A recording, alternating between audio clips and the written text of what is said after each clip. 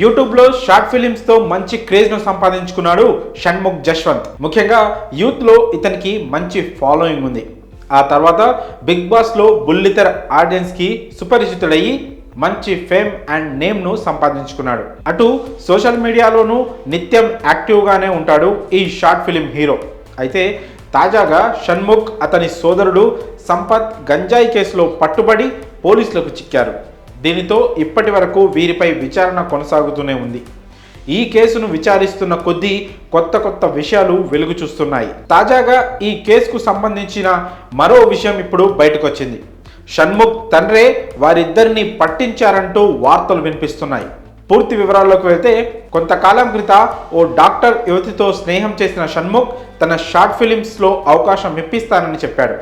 ఈ క్రమంలోనే వారి మధ్య స్నేహం కారణంగా ఆ యువతిని తన అన్న సంపత్కు కూడా పరిచయం చేశాడు. ఆ తర్వాత సంపత్కు ఆ డాక్టర్ యువతికి మధ్య ఉన్న స్నేహం ప్రేమగా మారింది. గత 10 ఏళ్లుగా ప్రేమలో ఉన్న వారిద్దరూ వారి ఇంట్లో వారిని కూడా ఒప్పించి వివాహం చేసుకోవడానికి సిద్ధమయ్యారు.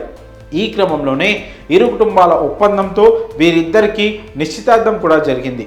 అయితే ఆ తర్వాత ఆ యువతి తల్లికి ఆరోగ్యం బాగలేకపోవడంతో వారి వివాహం వాయిదా పడుతూ వచ్చింది. దీంతో సంపత్ మరో యువతిని పెళ్లి చేసుకోవడానికి సిద్ధమయ్యాడు. అయితే ఈ విషయాన్ని స్వయంగా షణ్ముఖ్ తండ్రి అప్పారావు ఆ యువతికి తెలియజేయడంతో ఆ యువతి సంపత్పై కేసు పెట్టింది. ఆ యువతి నార్సింగి పోలీసులకు విషయాన్ని తెలియజేయడంతో పోలీసులు సంపత్ ఫ్లాట్కు వెళ్ళారు. ఆ సమయంలో అదే ఫ్లాట్లో సంపత్తో పాటు షణ్ముఖ్ కూడా ఉన్నాడు. ఈ క్రమంలో పోలీసులు వారి ఫ్లాట్ను తనిఖీ చేసే ప్రాసెస్లో అక్కడ గంజాయి దొరికింది.